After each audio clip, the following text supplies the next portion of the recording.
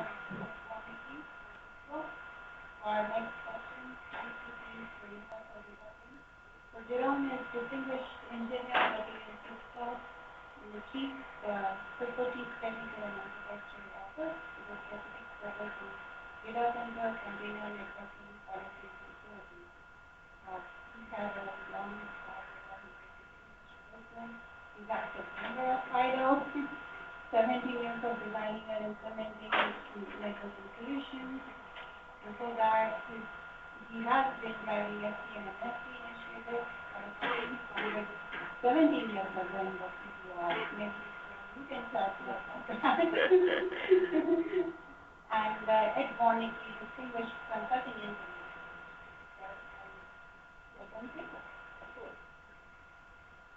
Because that we don't have a... Okay.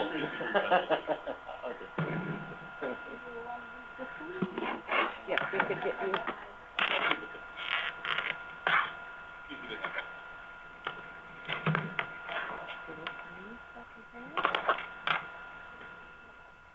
Yeah, I say that.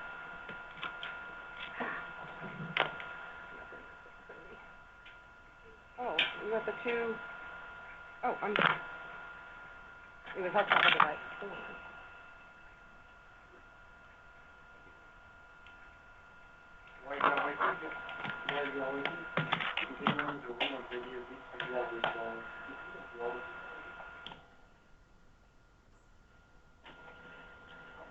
Excellent. Should be fun time.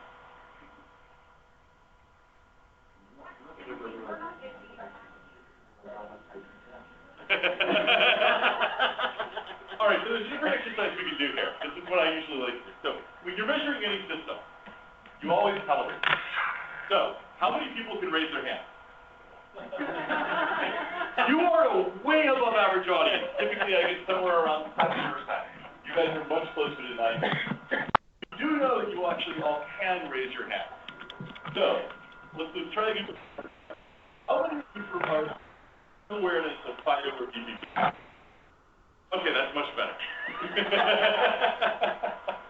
How are we doing on the slide? They're searching. It should be up just in a minute. I would like the record to show that VPP has nothing to do with writing any of the frames of this video. There we go. Beautiful. Seconds away. Or minutes away.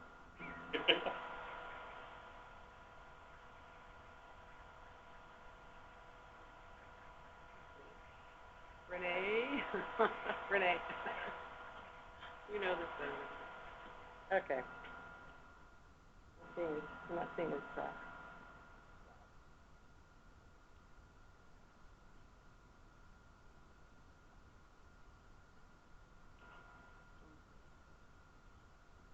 So, while we're waiting, sorry. We have about 30% of the room who knows something about FIDO or VPP. Just tell me a little bit about what you know so far. So, what have you heard? So, I'll read it on. Exactly, VPP, vector packet processing. Anything else? Exactly, processing a vector of packets at a time. So, not a single packet at a time, but a whole vector of them. Other things that people know? Clearly, you're the expert in the room. This is very good. And I see that I have my slides. Excellent. So, really quickly, I'll be talking to you guys today about FIDO, the Universal Dataplane. So, at a very basic level, FIDO is an open source project at the Linux Foundation. It's multi-party, meaning that there are many different companies and individuals involved. It's multi-project, meaning that there are many different projects within FIDO.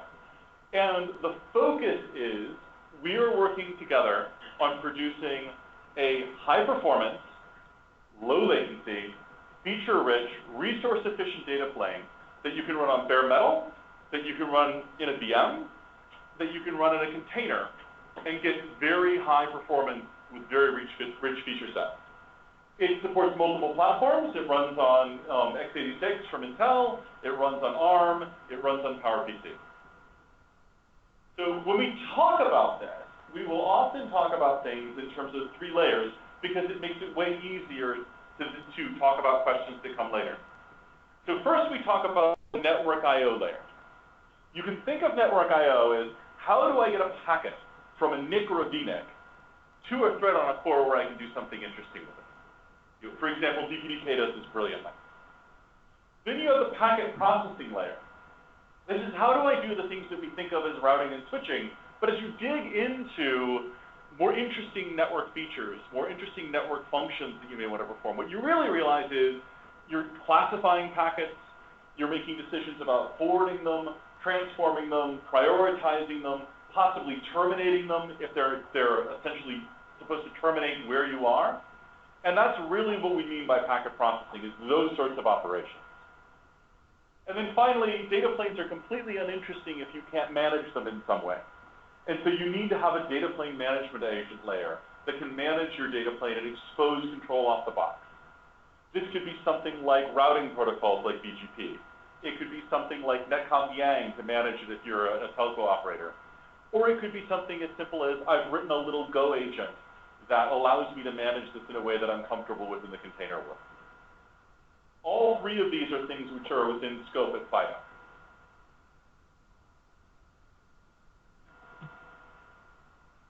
This gives you a basic idea of where FIDO fits in the overall stack of the world. So, as we move down from the application layer through things like orchestration with recent projects like ONAP, into network controllers, I know we have some folks in the room who have experience with OpenDaylight, that you can actually use OpenDaylight to control the FIDO data plane.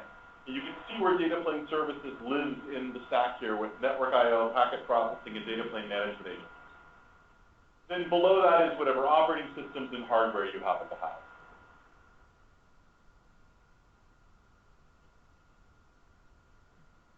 So really quickly, please do stop at any point if you have questions and ask them. I actually do really well with questions. They make it much more entertaining for everyone. Yes? Where would the DPDK fit on that diagram?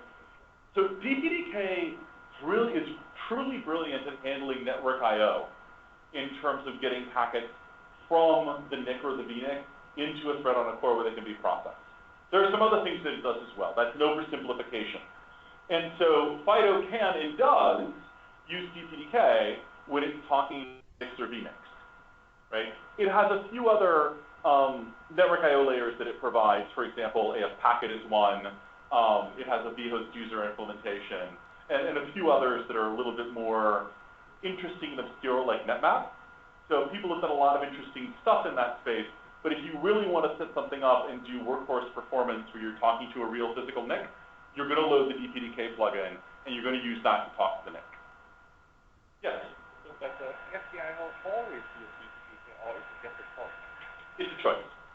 So DPDK functionality is provided via plugin in VPP. So you can put that plugin into your plugin directory, it will load in DPDK, and that will give you access to all the good things DPDK does in terms of giving you access to physical NICs. Also things like CryptoDev as well, if you want hardware crypto acceleration.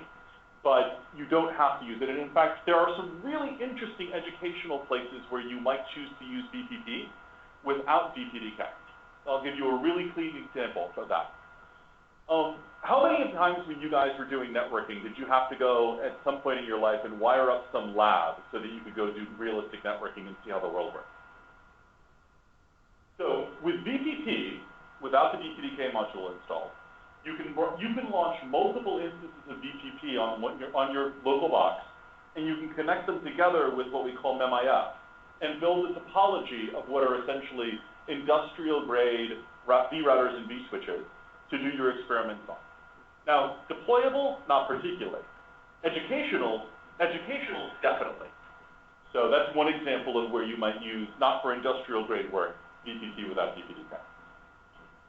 Any other questions before we move into the slide? Yes? What's the difference between FDIO and VPP? So you'll see here in a bit, when I get to the slides about projects, that VPP is a project in FIDO. So you'll get a little bit better picture as we move along. So I talked earlier about multi-party nature of FIDO. So in FIDO, as members, we have service providers, we have various network equipment vendors, we have chip vendors and integrators, all of whom are members at FIDO. But as most of you who participated in open source communities are aware, in a healthy open source community, you get contributions from a much broader array of characters than you have for members. So this is an icon slide, a logo slide of some of the many people who contributed to FIDO over the last year or so since we launched.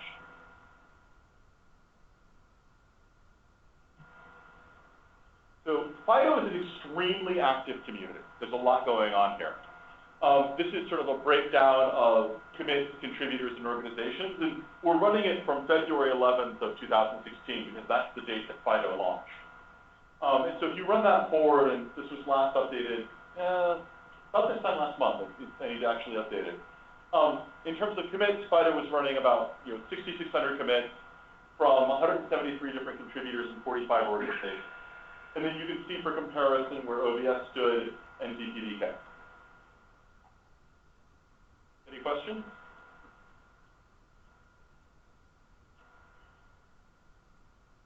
Excellent.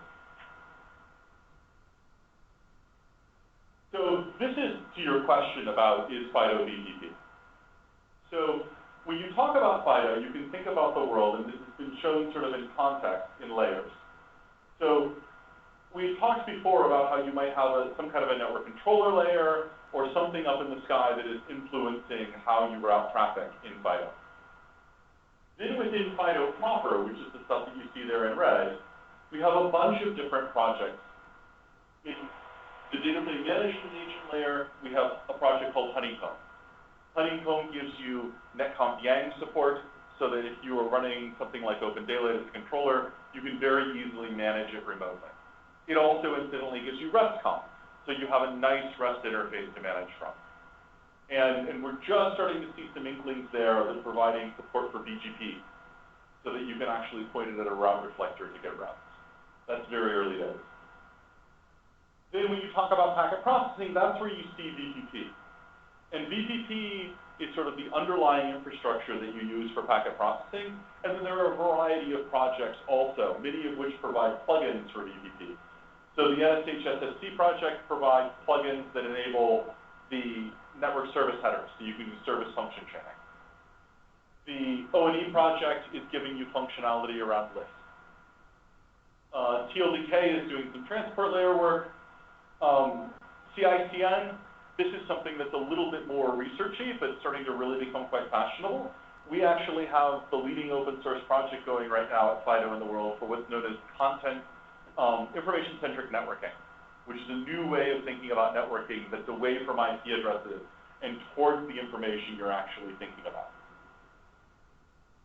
We have things like ODP for VPP, where the ODP community is putting together a plugin for VPP in order to enable them to do a lot of interesting hardware acceleration, including hardware acceleration both using and in various SmartNICs.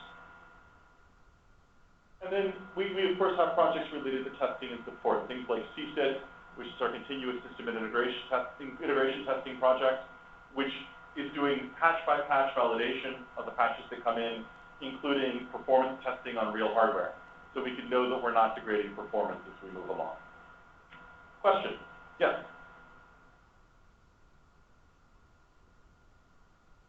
I can't quite hear you.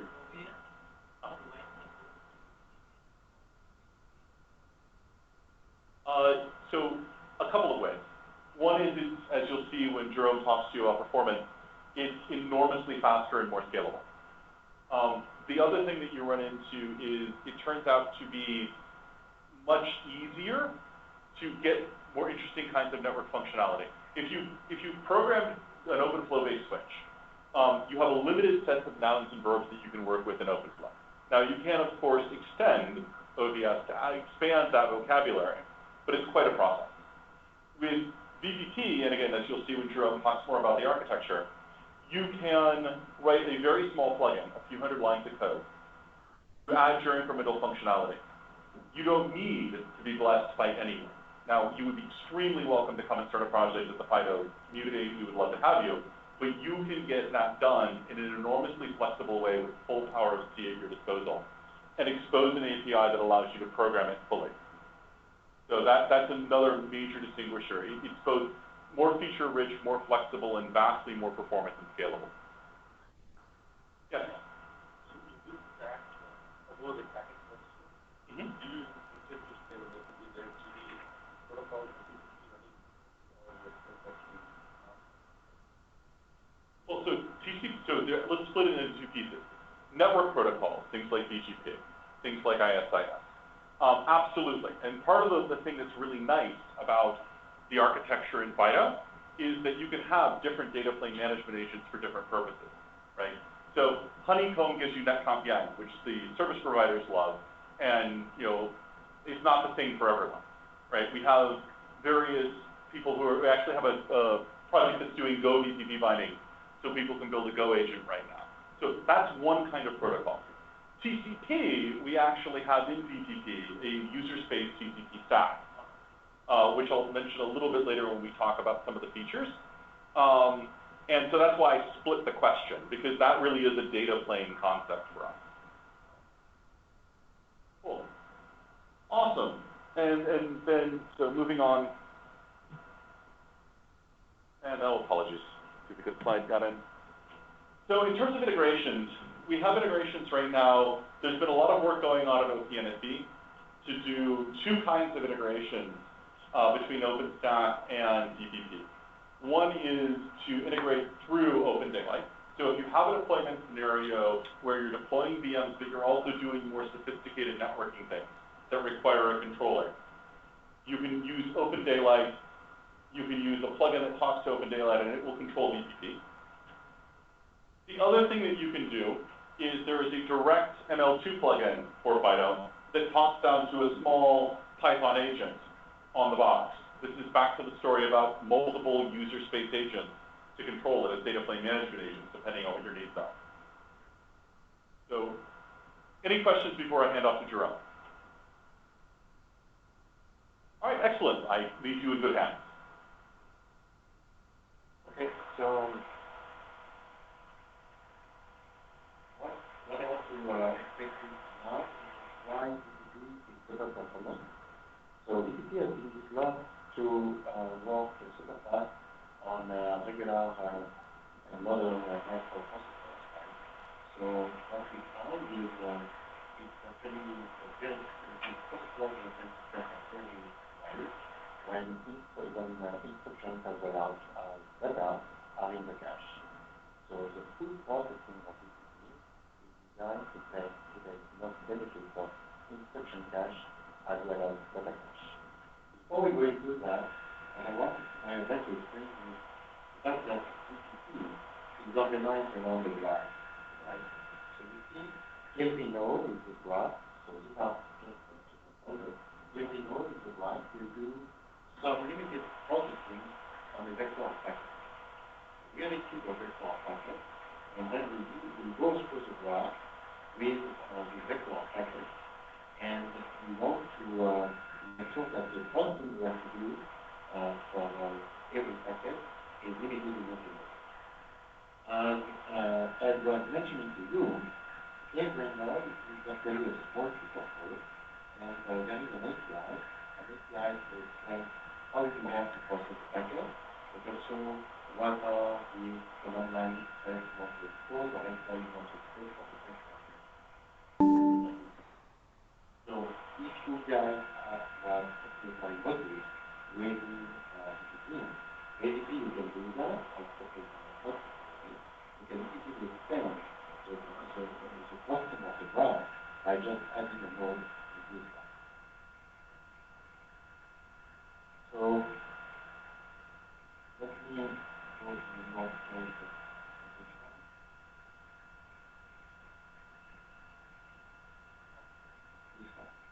So what we get as an input is we get a strong packet, then we have a certain packet, and we send this packet, this extra packet, in this graph, right?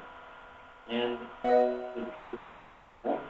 because the time of the graph next node is very small, when the first packet of the vector will be processed, the first packet is one of the cache. So all the code will be produced in cache, but then there is the 10 remaining packets, because we are getting packets, so the 10 remaining packets, we take benefit of that and we make sure that when the packet is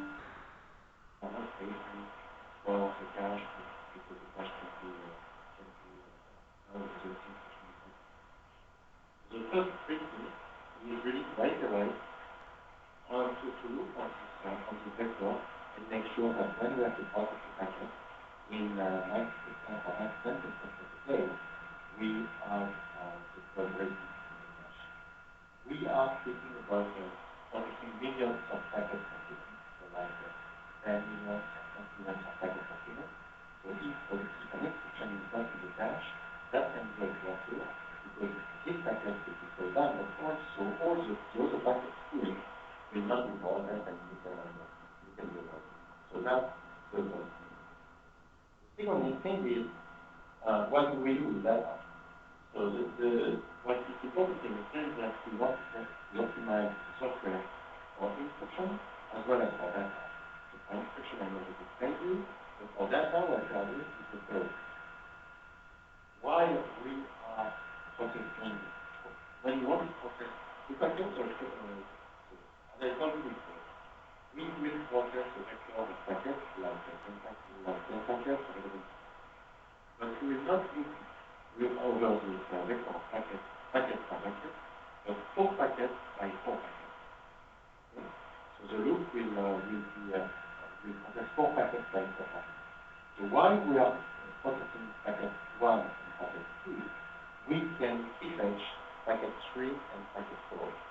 So again, we may be waiting at the beginning because we are fetching packet 1 and packet 2, but then while you are processing them, in parallel to that, we are fetching packet 4, packet 3, and packet 4. Making sure that when we will finish the loop of packet 1 and packet 2, the data will be here for the packet 3. What data is? Data is the packet itself. If you want to know the content is the data structure that we need when we do that. With this couple of tricks, we make sure that performance are not only high but also predictable because we make sure that the code and the data are always in the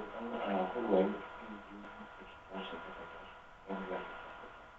It's very different from a typical processing software data plane where you have thousands of lines of code to be executed on every packet, making sure that when you have to process a new packet, the probability that the code is cache is very low.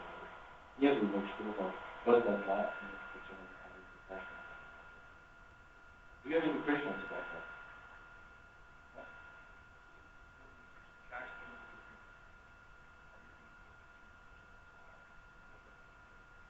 Yeah, so we have explicit instruction in our loops. When we are looping over the vector, we have specific instruction and CPU instruction to prefetch the data into cache. Is that your question? My question was about the instruction. So in your instruction cache, let's say you specifically plan information. Now the instruction cache is different. So you need further instructions. So what we do in order to make sure that instruction cache is always hot is these nodes are limited in scope. Okay? And so it's very quantitative code, right? So the goal really is to make sure that these nodes and these loops are always in the cache. And we will apply these instructions to a bunch of packets. Okay? So of course, if your loop becomes huge, that no longer works. But that's why we are disaggregating the code into many nodes like that to make sure that we can apply it to many packets. Any other questions? Okay. So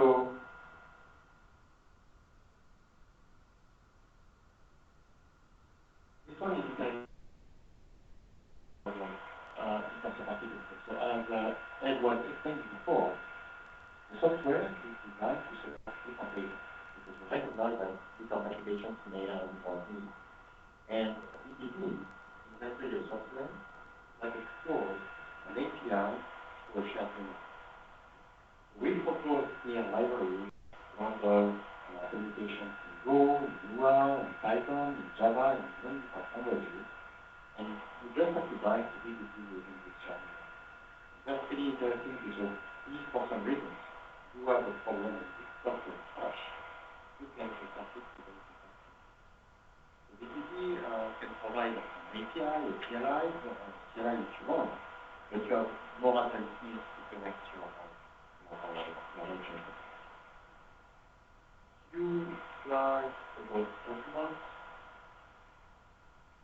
I will not go into the details because the numbers are too small here. I think it's difficult to read. But the key takeaway is that here we have IPv6 for one. Here we have IPv6 for one. Here we have 1 million entries, and here we have 0.5 million entries. And whatever is the number of ports you are adding, you have a linearity tree. That's very interesting. And the other thing, so this is the number of ports, and this is the linearity. The other interesting thing in this slide is whatever is the packet size, you are anchored. So you do not depend on packet size, and you are linearity whatever is the number of ports. This property that we will use. The other important thing, and that's true for switching as well. The previous one was on routing. This one is on switching. Layer 2 switching or layer 2 switching with the business plan. And here, for instance, we have on 2 cores, we are able to switch 20 million packets per second on the number of cores. 10 million per core. Switching. In routing, we have 24 million packets per second.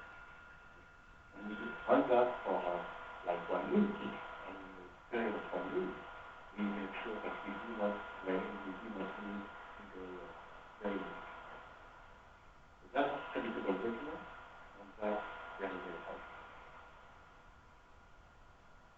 And this another nice property I wanted to show you is whatever is number of entries, we have constant time. So one of the problems with flow is that if you are having many rules, the settlement time takes time.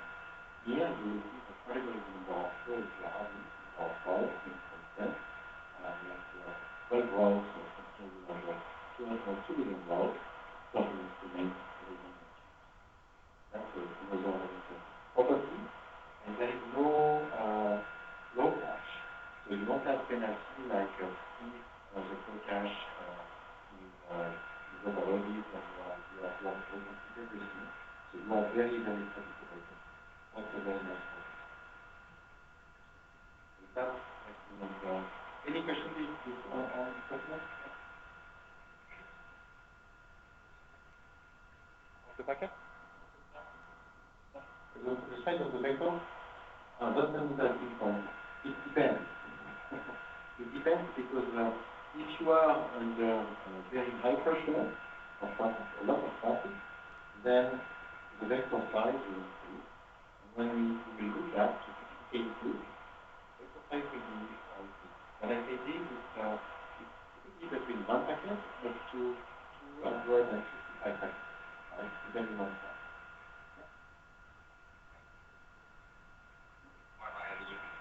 Yeah, of course.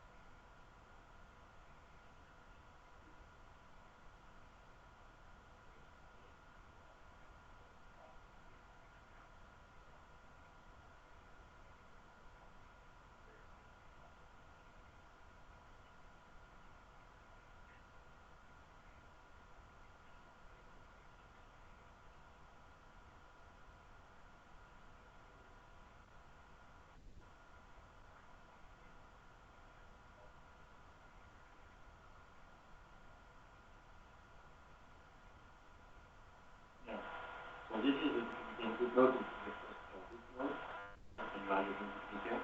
So if you have a lot of traffic, so that's interesting because the vector will change depending on that. Jerome, could you repeat what you said? what I was saying is I was explaining this graph. So the graph here is you have typical inputs, which is the root node.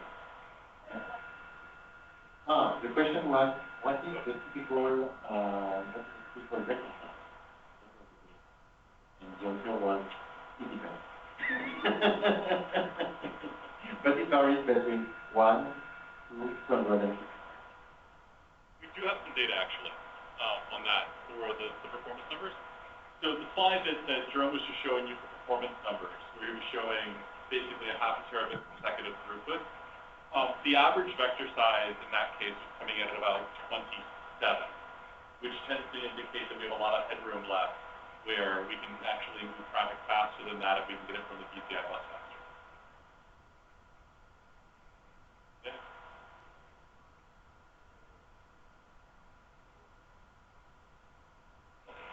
Sort of. So what the vector size is really telling you is, after you did your work, so if I get a vector of packets and I work on it, the size of the next vector is going to be however many packets accumulated coming in while I was doing the work on that last vector. And so it's really an indication of how long did it take you to process the previous vector and the traffic that's come in into that. And typically what we find is we tend to be, again, bound to the PCI bus more than anything, because we clearly have more headroom in the size of the vector available to us. So the PCI bus could just bring us more packets. We could continue to process the line rate. Cool.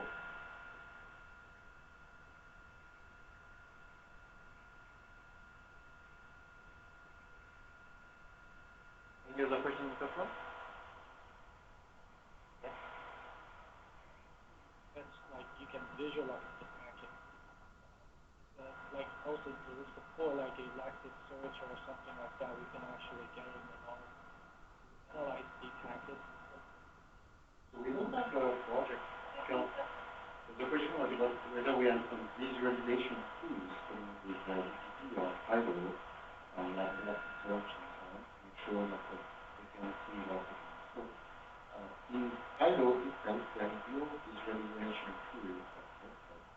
However, DTP is very good at exporting data and showing statistics, right? So for every node, when we can go, we can do a very advanced statistics. One can build such a software.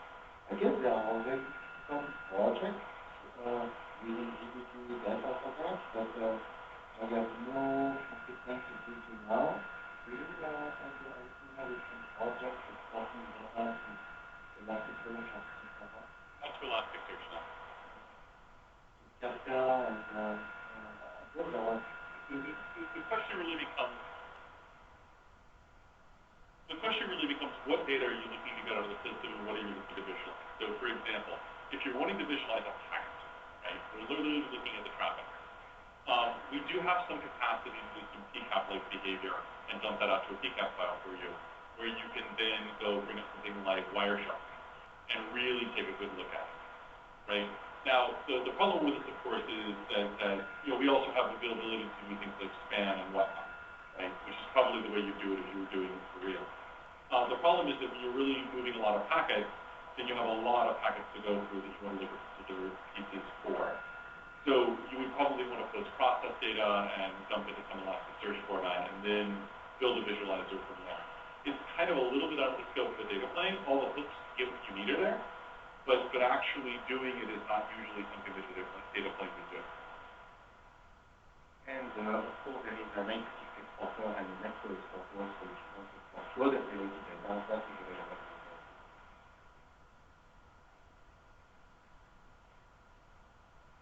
It's an important topic for DTP, so do you have any more questions on that?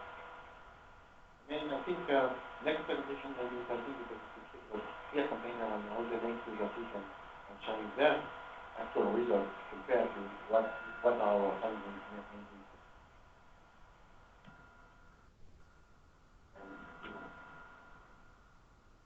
Okay, so we wanted to come back and talk a little bit about features. So at this point, we've told you a little bit about the architecture. We've talked to you about performance. And you may recall that I promised feature-rich as well. And so we're going to talk a little bit about the features that are available within FIDO, particularly from VPP. So This is just showing you, we have a rapid evolution curve. So we're basically putting out a release every 3 months. And each of those releases is bringing a substantial number of new features. This is largely an artifact of the fact that, as I mentioned before, you basically, in order to add additional features, you simply have to write the small amount of code necessary to plug in a few more graph nodes and wire them into the system. You don't have to reinvent IP6 lookup every time.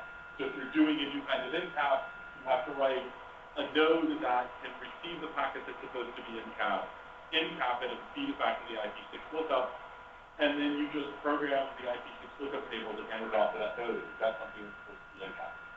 Very straightforward process, and you can then take advantage of the myriad of features that are already available. This makes feature velocity extremely fast.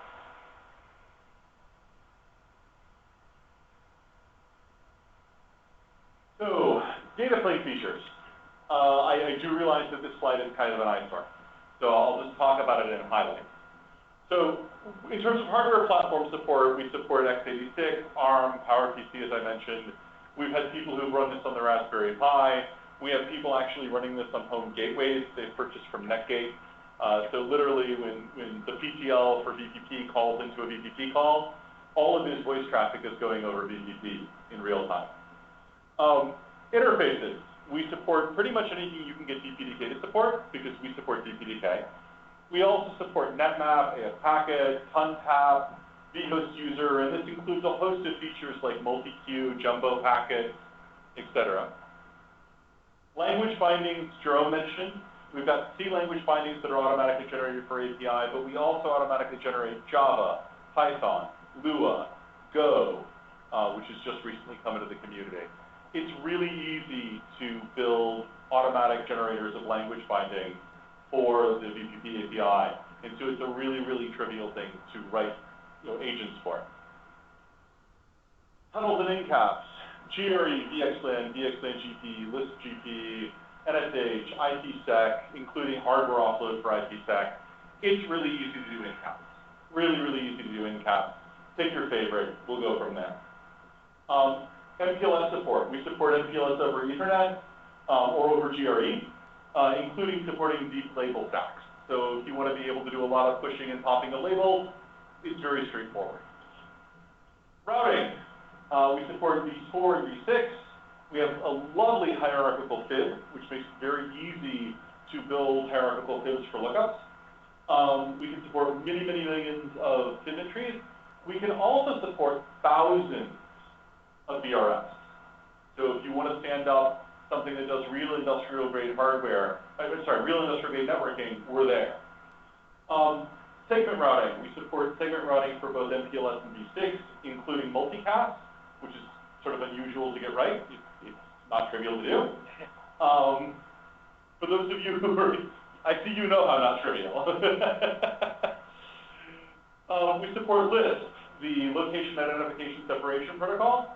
We have a bunch of support for Lisp XTRs, and that's actually been done as an integration as well with the OpenDaylight Lisp mapping service. In terms of switching, we support all the sorts of things for learning bridges you would expect, but you can also, in addition to doing normal flooding and discovery, you can program bridge table entries, ARP termination entries, you can do split horizon, and that scales very, very nicely. Security. All the sort of mandatory input checks that we've learned over the decades you have to be a real live router or switch. We do all of those. We also have support for NAT, a variety of filtering by port on ingress, policy, a bunch of different classification mechanisms. We have yes, stateful ACLs as well.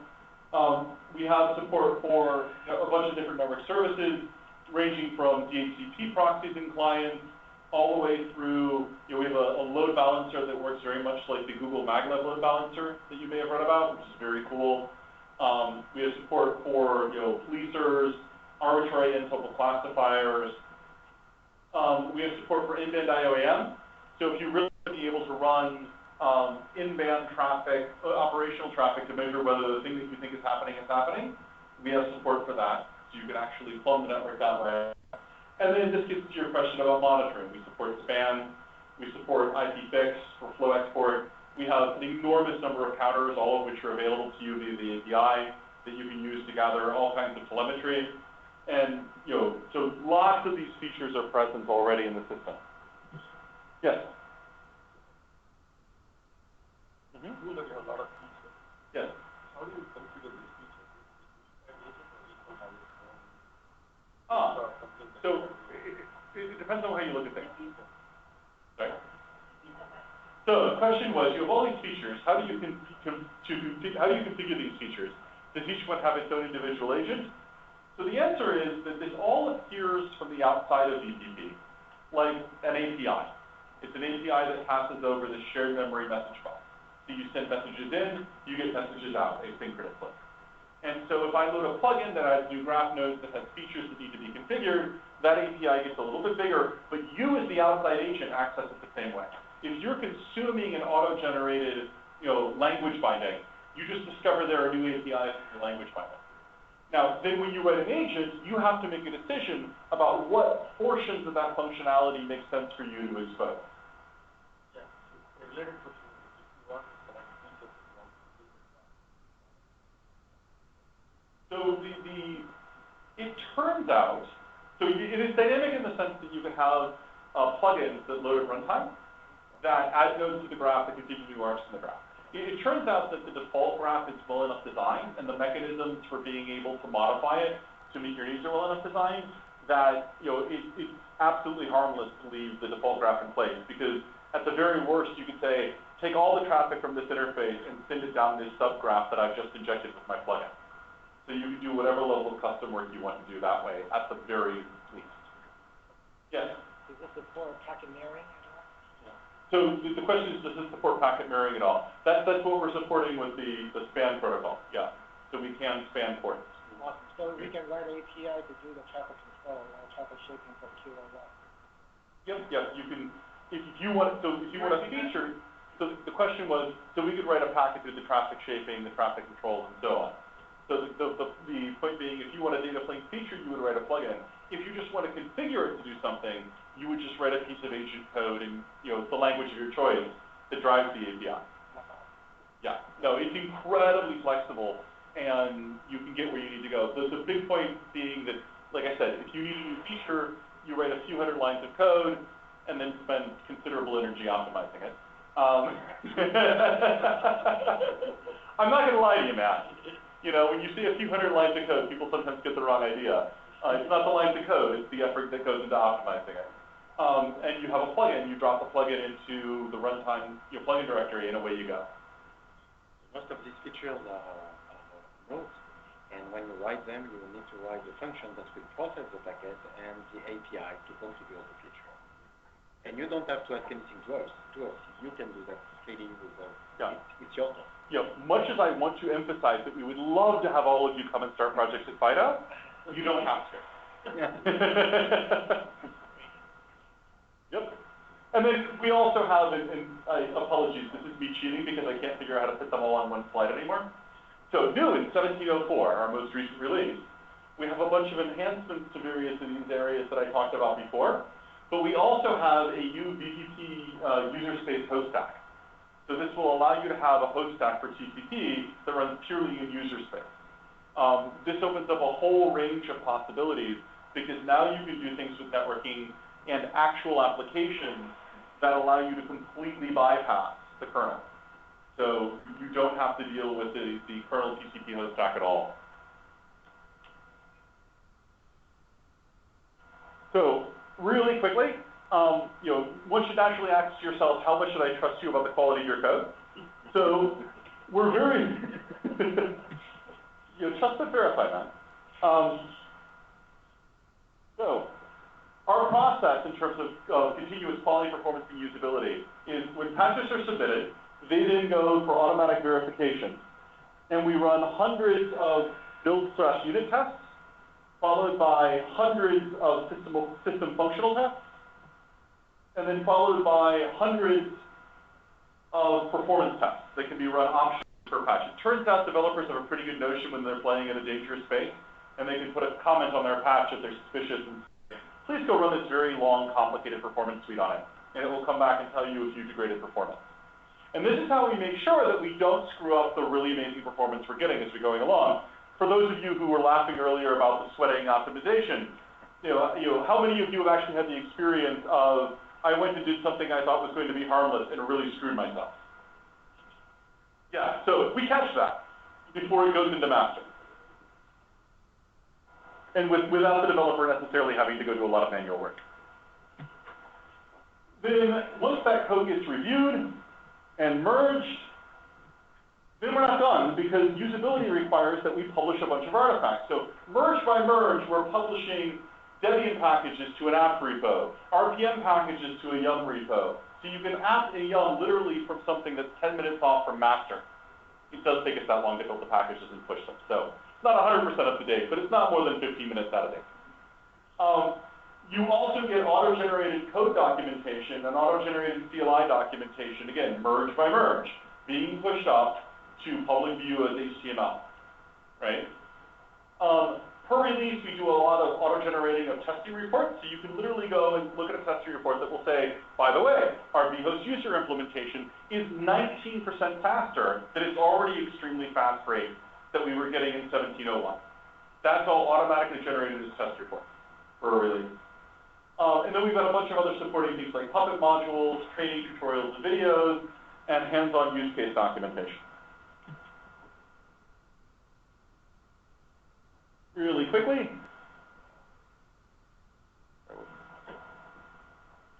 Yep.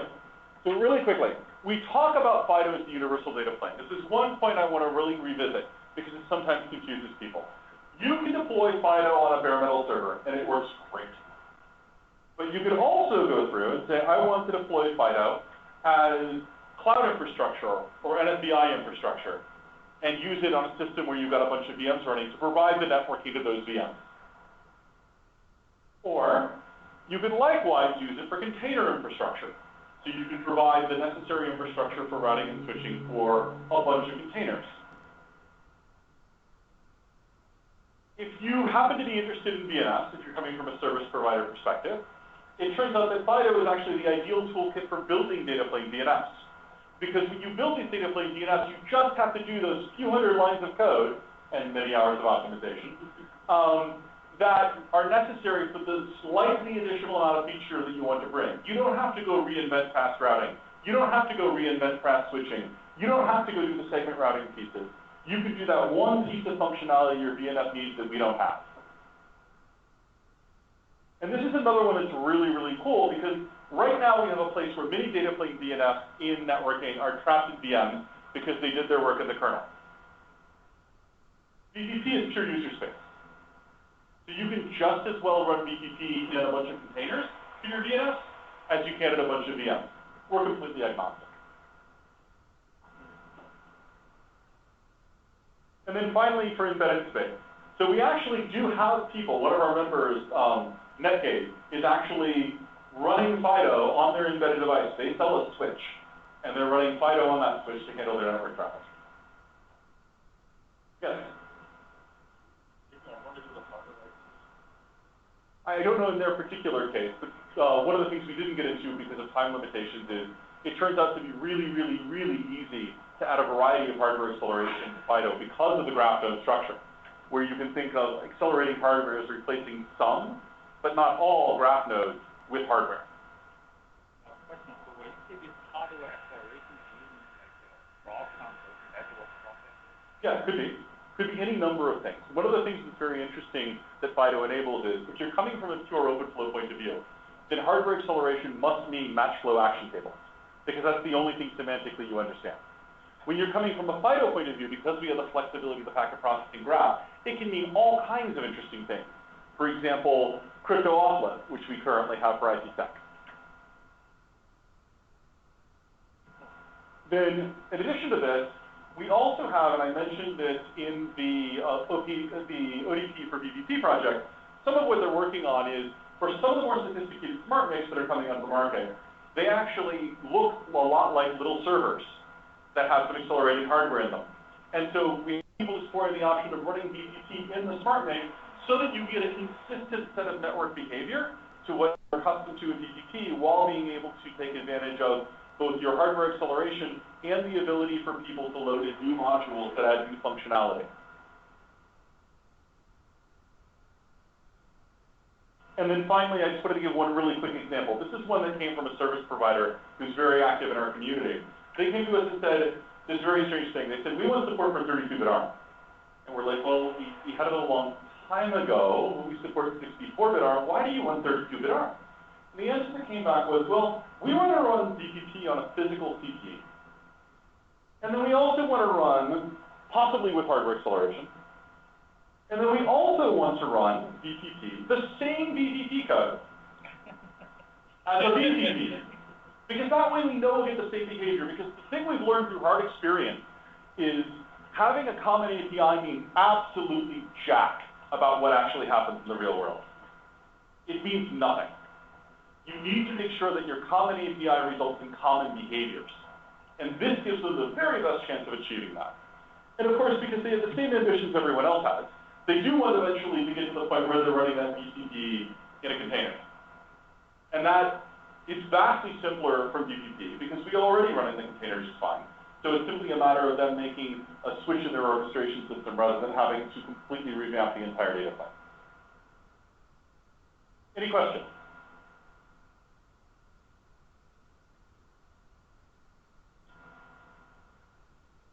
Awesome.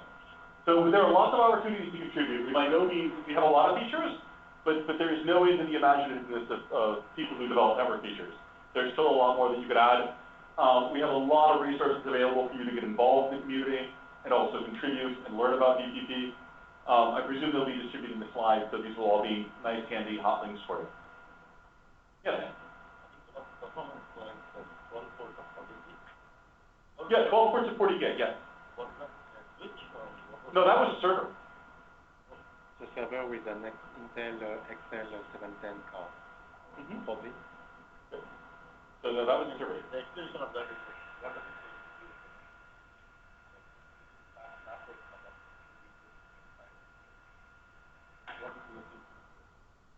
Yeah, so for that, I mean, to be completely fair, people like our member Netk have actually looked more closely at that problem than I have. I've been very focused on the server space.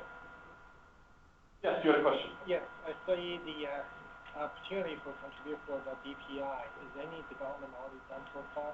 There's nobody currently doing DPI development.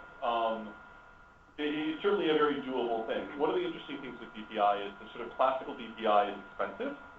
So there's a limit to how fast you can do it in software. We've had various people who have occasionally convinced a bit about having hardware offload for DPI and wanting to do something that would support their hardware offload. And the advice typically is, if you have something that only works with your hardware offload, you don't adopt it. If you also have a software implementation, even if it means that for any kind of production deployment you want to use hardware offload, then you're more likely to get people actually adopting it and moving forward. But nobody's actually acted on that yet. Other questions? All right. Thank you so much. You've been a marvelous audience. And again, you hold the record for the most people who can raise their hand. Thank you very much. Wonderful question. And to your point, if anybody wants to contribute